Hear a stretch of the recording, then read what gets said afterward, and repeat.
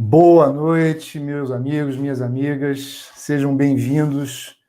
Hoje estamos aqui na nossa terceira live essa semana. Muito satisfeito, agradecido da oportunidade da gente estar tendo essa troca. Espero que esteja sendo bom para vocês também. Ontem nós tivemos, e deixa eu aproveitar e me apresentar para aqueles que não me conheçam. Eu sou o Fábio Vilaça, sou médico e já me declarei, e é verdade mesmo, um apaixonado por desenvolvimento pessoal.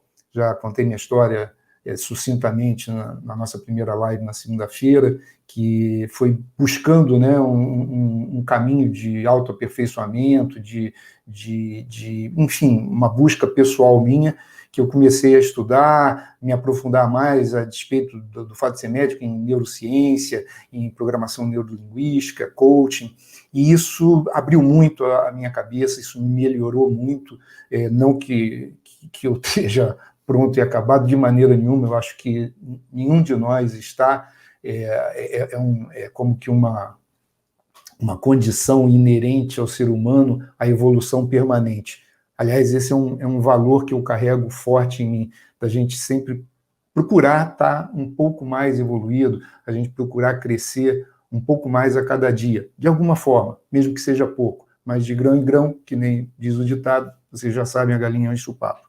Mas então, ontem nós abordamos a questão dos hábitos. O tema central, o foco central da nossa jornada está sendo relacionamentos, né? Como nós podemos potencializar os nossos relacionamentos como um instrumento de crescimento de todos os campos da nossa vida.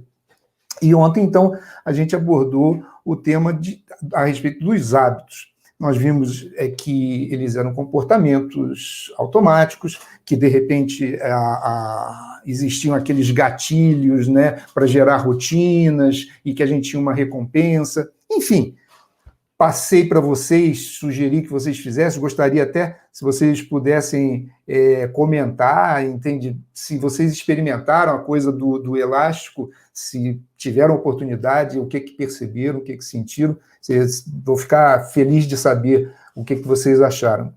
Mas, e aí, quando a gente terminou a live ontem, eu comentei com vocês assim, olha, eu não vou dizer o que nós vamos falar amanhã, porque eu estou na dúvida entre dois temas. E realmente, e aí eu vou explicar por quê. O tema que nós vamos abordar hoje não era um tema que eu tinha pretendido abordar nessas 2 semanas que a gente vai estar conversando. Não por um motivo específico, mas porque é um tema que, na realidade, a gente precisa ter alguns outros aprofundamentos, algumas outras abordagens mais práticas para realmente ele funcionar. Só que ontem, do jeito que a gente foi conversando, e como eles são assuntos correlatos, eu achei que é bastante possível, bastante interessante trazer para vocês. É importante fazer um disclaimer, um aviso, né, um ponto de atenção, que tudo que a gente tem comentado a respeito aqui de comportamento, de hábitos, o que a gente ainda vai falar, não se aplica ou não se pretende ser o foco da nossa discussão de comportamentos disfuncionais, comportamentos traumáticos, coisas que precisam de um acompanhamento especializado por médicos, psicólogos, psicopedagogos. Tudo que nós estamos falando aqui, e o objetivo central que eu trago aqui, é ajudar as pessoas comuns como eu, como vocês, a ter, a partir de alguns entendimentos, a partir de algumas técnicas, um plus, uma condição a mais de melhorar o seu dia a dia, de potencializar, entende, vários campos da sua vida.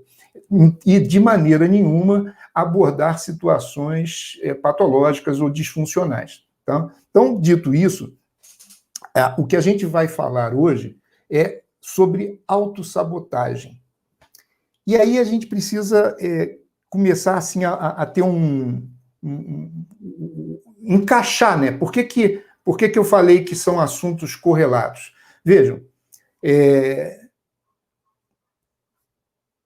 vou contar uma história para vocês aqui, para ficar um pouco mais fácil de entender. Tem uma história da mitologia grega, é a história de Sísifo. É uma história em que um rei que teve uma daquelas inúmeras brigas de homens e deuses na mitologia grega, ele entra em desacordo lá com os deuses da Grécia e acaba sendo punido. E a punição dele é uma punição eterna. E o que ele foi condenado? Ele tinha que diariamente ir empurrando até o alto de um cume muito íngreme, de uma montanha muito íngreme, uma enorme pedra, muito pesada.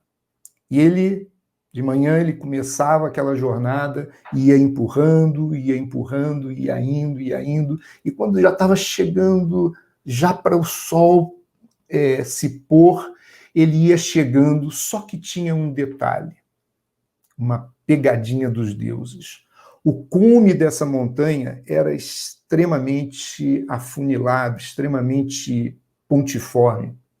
E aquela enorme pedra, ela não conseguia se equilibrar.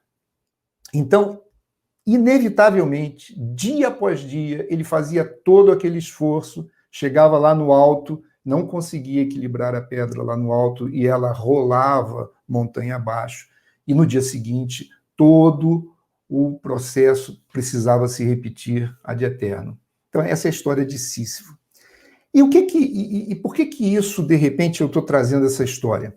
Trazendo essa história para fazer o contraponto de uma situação que todos nós, e quando eu digo todos nós, é literalmente todos nós, em diferentes intensidades e em diferentes áreas ou aspectos da nossa vida, vivemos situações em que a gente tem a sensação que a gente está empurrando pedra para cima e no dia seguinte a gente continua tendo que empurrar a mesma pedra para cima.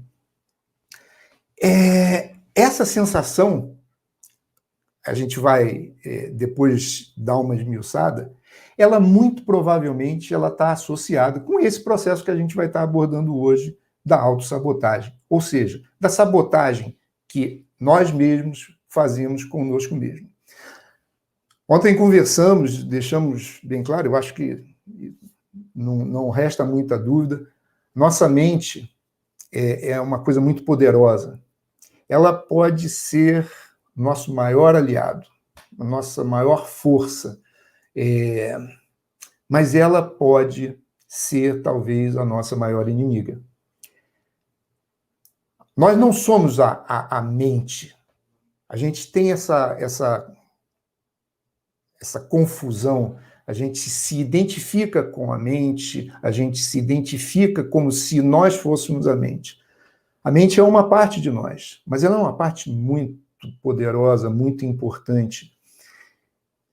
Na hora que a gente se identifica demais com a mente e começa a achar que tudo que a mente diz, gera, é o que nós somos, a gente fica refém da parte. O nosso todo fica refém daquela parte. E a relação ideal, adequada, e que potencializa demais tudo que a gente pode conquistar e alcançar na vida, é que a gente use a mente com carinho, com respeito, com gentileza, mas como amo e senhor daquela estrutura que deve nos servir para os propósitos pelos quais a gente vai se responsabilizar, inclusive. Então, quando a gente falou ontem dos hábitos, que eram pensamentos repetitivos, que ficavam automatizados, que a gente nem conseguia, às vezes, detectar que eles existiam e ficava... Isso guarda uma relação com essa história de Sísifo, só que não tão intensa, não tão trágica, porque os hábitos, eles têm essa característica de poderem ser bons hábitos. Tudo bem, podemos ter maus hábitos, mas são coisas mais leves, vamos dizer assim, talvez um termo para a gente deixar mais tranquilo de entender. Coisas mais leves. Já a autossabotagem, a sabotagem em si, ela sempre é prejudicial. Ela sempre vai ser prejudicial. E na hora que a gente está se sabotando e acredita que, ora bolas, eu não quero me prejudicar, quem quer se prejudicar? Eu estou fazendo isso porque isso é o certo, eu estou fazendo isso porque é assim que tem que ser, o outro é que está errado, mas então eu acredito naquilo, e aí eu fico preso, eu fico refém daquilo, eu não consigo me distanciar, entende? E interpretar que eu, o meu todo, entende? Está sendo manipulado pela parte. Quando conversamos, deve ser o contrário. Essas conclusões, elas são muito bem estabelecidas nas neurociências, na psicologia positiva, na inteligência positiva. E como a gente comentou ontem, mente e corpo interagem. E aí é que vai vir, no final nós vamos estar dando 2 dicas, porque já conversei com vocês, entende? Teoria, e às vezes uma teoria que talvez vocês possam não estar acostumados ou não terem ouvido falar, mas que é tranquilo de entender. O que importa é pegar essa teoria e usar ela para nosso benefício, botar na prática, né? Trazer para o dia a dia. Como é que isso? Isso existe? Bom, então deixa eu ver aqui, deixa eu perceber aqui. Parece que tem a ver, realmente isso bate aqui. Deixa eu tentar fazer aquela técnica que nem a do elástico. Melhorou? Melhorou. Bom, você está time que está ganhando, a gente vai em frente. Então, o ponto que a gente precisa chegar é que nessas interações do corpo e da mente, quando a mente está forçando a barra e fazendo a gente viver comportamentos que, na realidade, em vez de nos beneficiar, nos prejudicam, nós temos que arrumar um jeito de cortar esse ciclo, de interromper esse ciclo que fica rodando sem parar. E é isso que a gente vai abordar no final. A ideia é, como é que surgem os hábitos? A gente conversou ontem, e a sabotagem, os sabotadores, eles são, na realidade, hábitos mais arraigados e muito mais nocivos. Eles, normalmente, na grandíssima maioria das vezes, eles nascem, eles surgem na nossa infância, nos primeiros anos da nossa vida. E olha, e aí tem uma coisa muito importante. Primeira coisa, todos nós temos sabotadores. Temos comportamentos que nos sabotam, como eu já falei no início. Seja numa área, na outra área, seja mais intensamente, menos intensamente. Todos temos. Não necessariamente a coisa começou, foi na infância, porque eu tive uma infância difícil, porque eu sofri violência, porque eu sofri abuso. Não. Inclusive, isso é muito importante para mim sempre deixar claro isso. Trauma, fratura emocional, situações de risco e tudo mais, isso é outra história. Isso precisa de acompanhamento profissional especializado, de psiquiatras, psicólogos, psicopedagogos, enfim, pessoas habilitadas para ir mais além. Nós estamos falando do dia a dia, do feijão com arroz, do autogerenciamento das nossas emoções, do autogerenciamento dos nossos recursos, entende, que Deus nos colocou à disposição. Então, o fato é, na infância, a interpretação que uma criança pode dar, por exemplo, ao fato de o pai ou a mãe colocarem no berço e ninarem ali, saírem, ir para o quarto do casal e fecharem a porta, que é normal, que está tudo bem, e eles estão ligados. É possível que essa criança, não tendo um entendimento desse afastamento temporário, acorde ou veja ainda meio dormindo e entenda que, por exemplo, ela está sendo excluída, ela está sendo abandonada. Ela pode entender errado. Isso não é só a criança. Nós, durante toda a nossa vida, nós podemos entender coisas erradas. Parte do que nós estamos estudando dos relacionamentos se associam a exatamente isso. A gente procurar ter aquele tempo, aquele intervalo entre o que chega para a gente e o que a gente devolve para o mundo, para a pessoa que está interagindo com a gente, para a gente ter aquele tempo de parar e não reagir. Plum. A gente ter tempo de ponderar e ver se aquilo é aquilo mesmo. Às vezes a gente pode passar por uma pessoa na rua e cumprimentar e a pessoa não responde. E a gente chegar e fazer um julgamento. A gente faz, eu faço, todo mundo, isso somos todos. Mas é legal de parar para pensar e poder ver que assim, não custa abrir um pouquinho isso aí. Será que aquela pessoa é surda? Eu não sei. Talvez eu tenha cumprimentado e ela está preocupada. Tem uma história, é real essa história, é do Stephen Covey, um autor famoso do Sete Hábitos das Pessoas Altamente Eficazes. Ele morava, pelo menos, em Nova York na época, e ele ia no metrô e entrou um homem com duas crianças pequenas no metrô. E Nova York anda muito de metrô, né? Então ele sentou lá no metrô e o homem entrou na próxima estação com as duas crianças e as duas crianças estavam endiabradas, entende? Assim, mas fazendo um escarcéu no metrô, incomodando as pessoas constrangidas. E o pai, sentado no banco assim, não dando a menor bola, desligado e nem vendo as crianças, deixando para lá, não estava nem aí. E aquilo foi gerando um clima ruim, e o Stephen Covey aborda o cara. Ó, o senhor me desculpa, mas por favor, o senhor é o pai, por favor, faça as crianças ficarem quietas, porque elas estão incomodando as pessoas. E aí o pai das crianças chega e fala o seguinte: olha, o senhor me desculpa, é verdade, me desculpa, mas eu estou aqui que eu estou transtornado. Eu estou vindo do hospital e eu tive a notícia que a minha esposa está em fase terminal de câncer e que deve morrer entre hoje e amanhã. E eu estou indo para casa, eu não sei como é que eu vou viver com meus filhos, eu não sei como é que eu vou contar isso para eles. Meio tenso essa história, e é real, mas é só para marcar que normal a gente ficar incomodado, a gente ficar até com raiva, somos assim.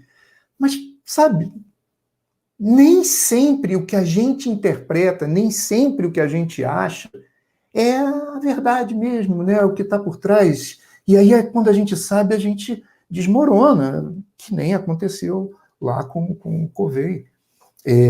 Mas, enfim, se nós que somos adultos, que temos capacidade de interpretar, de perceber, de questionar, de avaliar, imagina uma criança. Então, muito desses pensamentos, dessas coisas que se transformam no que a gente chama de sabotadores, que fazem a gente ficar patinando, que fazem a gente ficar, em vez de andar para frente, anda para trás, fazer um esforço desgraçado, entende, para conseguir alguma coisa, e parece que quando vai conseguir, tudo desaba.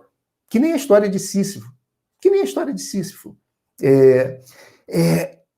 Imagine, então, as crianças. Eu trouxe uns exemplos só para tornar, assim, um pouco mais fácil de perceber.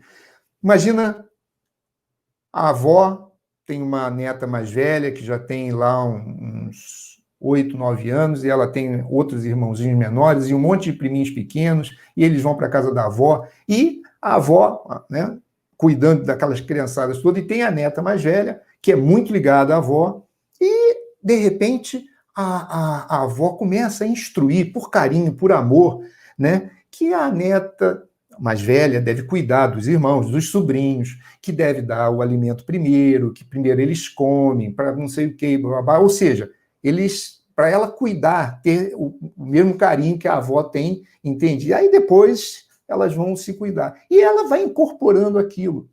E aí a avó também, né, orienta ela que ela deve dar a vez para os mais velhos, entende que ela deve esperar, entende, para comer depois, entende, quando todo mundo tiver comido e tudo mais. E aquilo, e ela incorpora aquilo, ou seja, aquela coisa do gatilho, né? O amor dela pela avó, a orientação, se a avó fala, eu faço. E o que eu faço? Não, eu espero, eu dou a vez, eu vou ter o meu momento. E a minha recompensa eu estou sendo boa, eu estou sendo... E aquilo se torna um hábito. E aquela menina cresce. E aquilo vira um padrão. E esse padrão, que enquanto era no âmbito da casa da avó, enquanto ela era pequena, era uma coisa legal até, era uma adaptação adequada para aquela situação. Ela, na medida que aquela menina cresce, vira uma mulher adulta, que começa a interagir numa realidade diferente, num tempo diferente, num momento diferente, com pessoas diferentes, mas ela tem aquele padrão porque é hábito, porque ficou embutido, ela começa a ter, por exemplo, a percepção de que aquela conduta dela não está deixando sobrar para ela, porque ela come por último, os melhores pedaços já não estão mais lá, porque ela tem que, se ela está competindo por um emprego, ela tem que deixar a ver. E isso é em nível inconsciente, isso é em nível subconsciente. Normalmente a pessoa não percebe isso e ela não desanda. É literalmente assim. Isso é um processo de sabotagem. Como N outras coisas. Um garoto e veja, a avó tinha ótimas intenções. Esse exemplo que eu vou citar, um menino, por exemplo, que o pai quer que ele seja um bom aluno, porque entende que, né, tirando boas notas, vai conseguir um bom emprego, aquela coisa que eu fui criado assim, eu em parte criei meus filhos assim, e hoje eu vejo que as coisas são assim mais ou menos, né? Mas, enfim, o garoto tira 8, tira 9, e o pai, mas por que você não tirou 10? Aí ele ama o pai, ele entende, ele sente que o pai quer o bem dele, ele vai lá e ele estuda mais, ele tenta conseguir o 10, e ele consegue. Ele vai, pai, tirei 10. E o pai, na ânsia de botar o filho dele lá no alto, entende, de fazer o cara acontecer na vida. Mas diz uma coisa, quantos tiraram 10? Porque se estava muito fácil, esse 10 é um 10. Esse tipo de situação pode gerar nessa criança a ideia de que para ele ter amor, para ele ter assim, o reconhecimento, ele precisa sempre fazer mais. Ele precisa sempre ir esticar a coisa além de um ponto que já está até muito bom. E o ponto ótimo, expandir, ótimo. O problema é isso não ser opcional, é isso não ser uma atitude de liberdade da pessoa, de escolha da pessoa. É aí que realmente se configura que nós estamos falando de sabotadores e, por causa disso, eles são ruins. Porque a pessoa tem um foco, uma meta, uma determinação, que quer conseguir isso, e que isso é muito difícil, que ele precisa fazer um grande esforço, mas ele não está fazendo por nada de sabotagem ou disso ou daquilo. Ele está fazendo porque ele quer conquistar aquilo. Então ele se empenha. Isso é livre dele, é o direito que todos nós temos. Então, isso é válido, isso não é sabotagem. Ele vai ter que passar pelas agruras do esforço, que é assim que se consegue as coisas na vida, de graça, entendeu? Deus já nos deu a inteligência, a capacidade, entende, e a potencialidade de se virar no mundo, a maioria de nós, pelo menos. Então, quem tem que fazer somos nós. Conversamos até na primeira live sobre isso, sobre a questão da responsabilidade. Se a gente não assumir a responsabilidade, mas o fato, então, é esse. Isso são, então, os processos de sabotagem. A gente podia dar uma série de outros exemplos aí, e o importante é saber que essas coisas lá na infância, elas são como que adaptações legais. Se a criança não consegue entender bem aquela situação,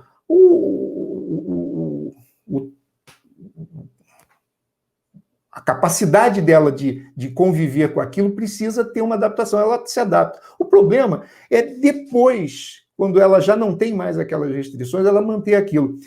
Eu fiz duas especializações em sabotadores, em sabotagem, autossabotagem. Um com o Eric Arruda, que é o cara que eu, até para honrar a fonte, eu não sei se esse exemplo é dele, mas eu achei muito legal, e eu aprendi com ele, ouvi da boca dele. E a outra especialização que eu fiz foi com o próprio Shirzad Chamine, que eu ainda tenho treinamento com ele atualmente, ainda faço treinamento com ele, que é o autor desse livro aqui, Inteligência Positiva, que é a base mais atualizada do conhecimento e da aplicação dessas técnicas para lidar com a questão da autossabotagem no âmbito fora da área da psicologia, da psiquiatria, que são as áreas de fraturas emocionais, de traumas, aí é uma outra história. Então, o Eric, ele dá um exemplo que eu acho legal. A criança lá, pequenininha, aliás, não vai dar para ver, mas isso aconteceu comigo. Só que, assim, eu quebrei o braço quando eu tinha 7 anos. E aí botei o gesso, tive que operar, botei o gesso e tudo mais. Quando a gente tira o gesso, o braço está mais fino e tudo mais, mas a gente recupera, fica normal. Imagina que essa adaptação que a criança pode ter que fazer lá por alguma dessas coisas, é como se ela tivesse se machucado e fez lá, botou um gesso, botou um curativo, alguma coisa assim, e aquilo melhorou. Só que ela cresceu e o gesso não foi tirado. O gesso continuou. E, no caso, o gesso é uma analogia, que aquele comportamento que serviu naquele momento, ele continuou. Mas ele não é mais adequado depois que ela cresceu e tudo mais. Mas ele continuou ali. Imagina o que aconteceria com essa criança se ela crescesse o corpo inteiro e continuasse com o gesso no braço, não deixando o braço crescer. Ela ia ficar com o braço atrofiado, não ia crescer, ia perder o movimento. Isso é verdade, é assim que fica. A artrodese, as articulações, perde o poder da musculatura. Então, essa analogia, por isso que eu estou citando a fonte, é a que realmente exemplifica, entende que aquilo que num momento pode até ser adequado e útil, num outro momento, talvez não. E muito possivelmente não. Principalmente se serve como uma âncora, se serve como uma bola de chumbo no pé, entende que não deixa a gente seguir o rumo que a gente quer, os objetivos que a gente pretende, e ficar que nem Sísifo subindo e descendo. Então, por isso que quando eu falei ontem, que eu disse, olha, eu quero ver, eu tenho 2 possibilidades para a gente conversar amanhã, porque eu queria que fosse hoje, se tivesse que falar de autossabotagem, exatamente para linkar com a coisa dos hábitos, porque são assuntos que são correlatos. E achei legal, espero que vocês tenham gostado. Agora, eu preciso dizer assim, como é que você... Essas assim, explicações, elas servem para deixar vocês atentos, cientes, saberem da existência disso, se perceberem. poderem usar até esses 2 exercícios que eu vou ensinar vocês mais daqui um pouquinho. Mas existem testes, existem metodologias para fazer essa análise de uma forma muito mais produtiva, ir mais a fundo. E eu não estou falando das coisas patológicas lá que eu falei. Não, o dia a dia. Então, aí é um outro tipo de abordagem. Mas essa não tem jeito, isso a gente tem que fazer com a pessoa, fazendo um teste, e dando uma devolutiva, e fazendo a pessoa entender uma série de coisas. É libertador, é uma coisa libertadora. Mas dentro das nossas possibilidades, dentro do que a gente se propõe nessa jornada aí de evoluindo juntos que a gente está, eu acho que me deu uma grande vontade de trazer isso para vocês. A estatística, para vocês terem uma ideia, e isso são dados assim científicos, tenho as referências, trabalhos de ponta em termos de psicologia positiva, enfim, 80% de todo mundo não consegue expandir o seu pleno potencial por ação de sabotadores. Apenas 20% das pessoas conseguem expandir, alcançar níveis máximos do que ela tem de potencial, porque ou trabalharam os seus sabotadores, muito provavelmente, porque, que nem eu falei, não existe ninguém que não tenha algum nível de autossabotagem. Como às vezes a autossabotagem pode ser relativamente pequena, e pode ser que a pessoa tenha algumas outras qualidades, algumas outras coisas que desenvolvam uma resistência àqueles sabotadores que ele não tem muito forte, ela acaba eclodindo, ela acaba acontecendo. Mas é tão intenso, e por isso que eu quis trazer, porque é muito impactante. Não é meia dúzia de pessoas, é 80% das pessoas na face da Terra não chegam ao seu pleno potencial por causa da ação de sabotadores. Então, vamos tentar fazer alguma coisa para isso. Então, uma outra coisa que eu queria chamar a atenção de vocês, sem ter feito os testes, sem ter um profissional, sem ter um analista de autossabotagem para guiar vocês, notem os diálogos que vão passando na nossa cabeça. É muito frequente, né? Tem até aquela analogia, né, do anjinho falando aqui, o diabinho falando do outro lado, mas a gente fica dialogando com a gente mesmo, a gente fica concluindo. Algumas pessoas têm isso extremamente acelerados e vão dizer, não, nossa, aquela pessoa, não sei o que, babá. Essas vozes, se você passa por isso, se você tem isso de forma muito impactante, esteja certo, essas vozes, elas são as vozes dos teus sabotadores. E não precisa ficar assustado, não é encosto, não é nada disso. É um comportamento, é alguma coisa que está acontecendo, pelos motivos que a gente já falou, e que está tentando te prender a atenção. E o que a gente faz? A gente dá atenção, a gente ouve, e a gente entra naquela frequência. E aí é a pedra rolando o dia inteiro para cima com muito esforço de Sísifo, e quando chega lá no alto, ela cai, e a nossa vida fica patinando. Lembram que ontem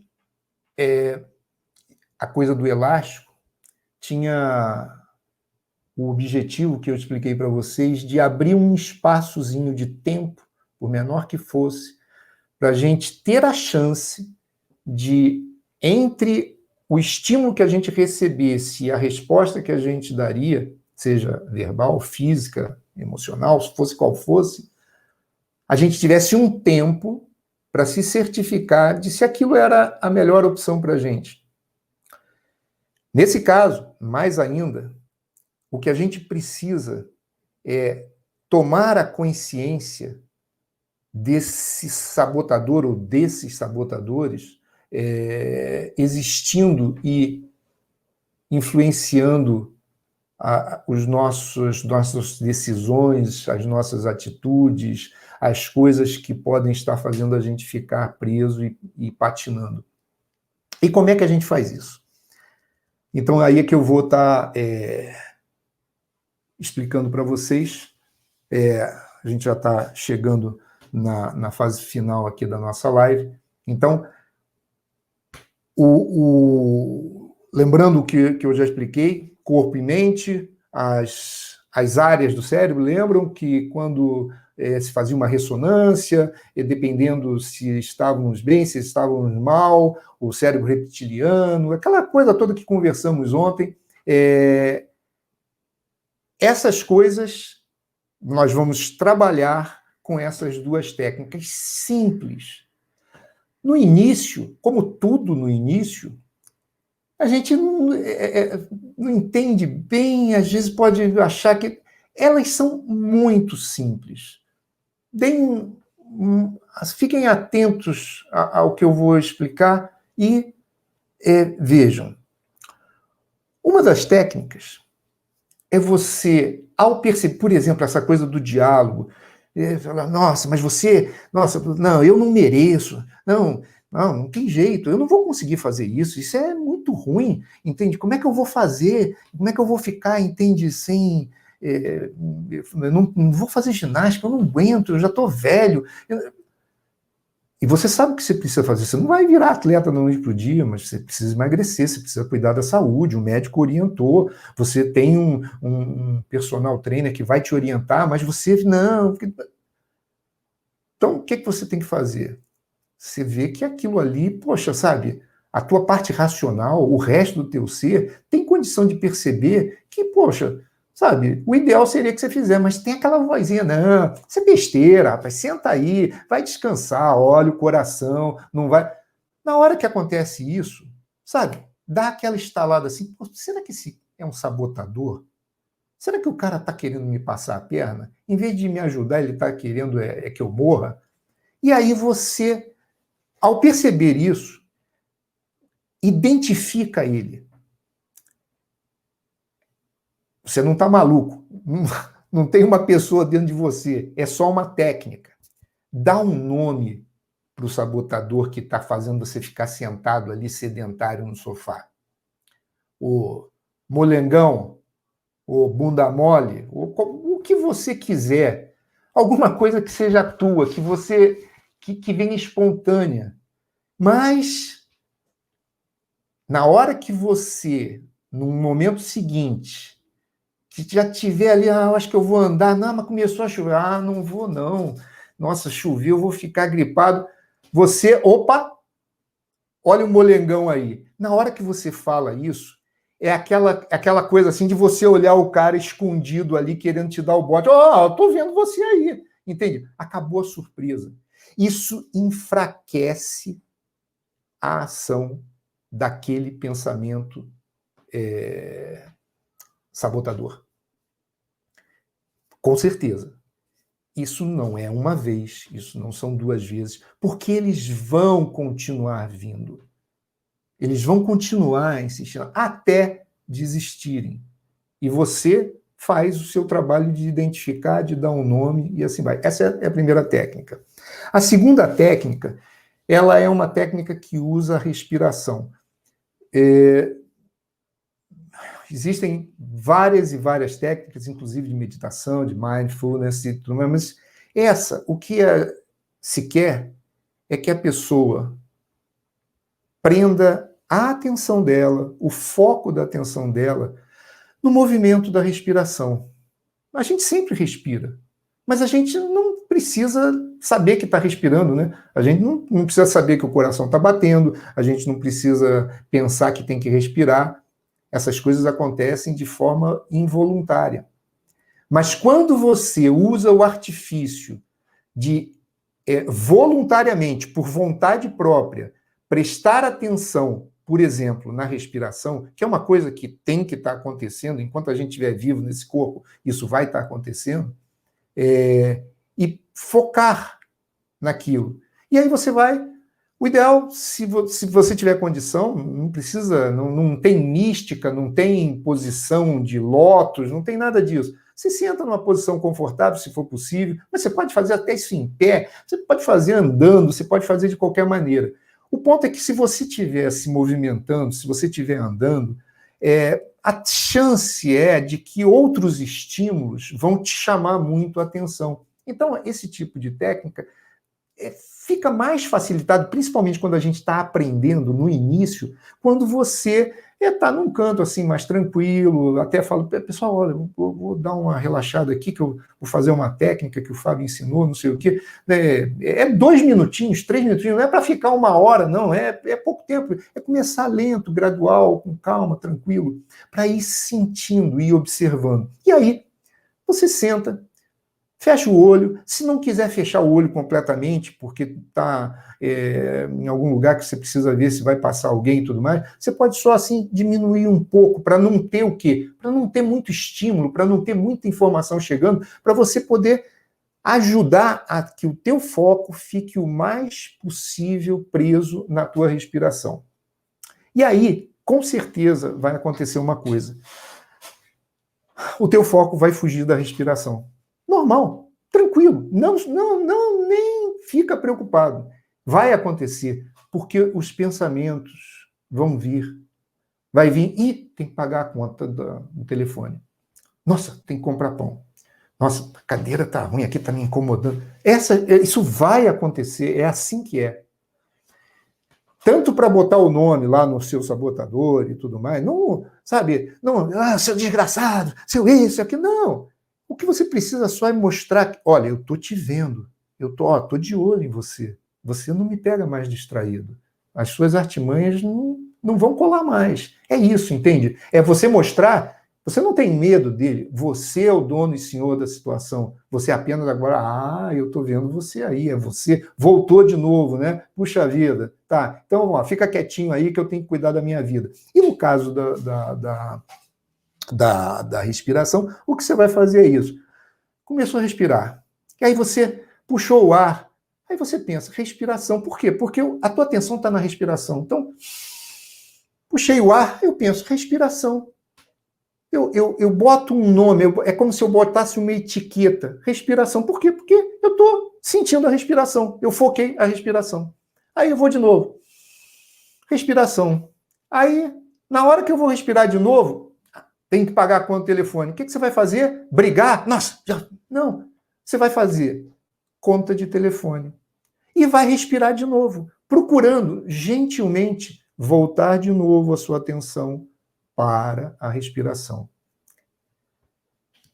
Esse tipo de treino... Lembra que ontem eu comentei que tem coisas que são treinamento físico, por assim dizer? Por quê? Porque corpo e mente e corpo interagem. Então, essas técnicas, elas são projetadas para, com esse jogo de atenção, de concentração e tudo mais, estimular, fazer interconexões com áreas cerebrais, que são áreas de dominância de sabotadores, área de dominância de comportamentos mais sábios, mais inteligentes, mais adequados. Então, o que você faz com esse tipo de exercício é como se fosse uma musculação das coisas boas, da tua capacidade boa de resistir a esse tipo de situação. E é assim, é impressionante, é de verdade muito...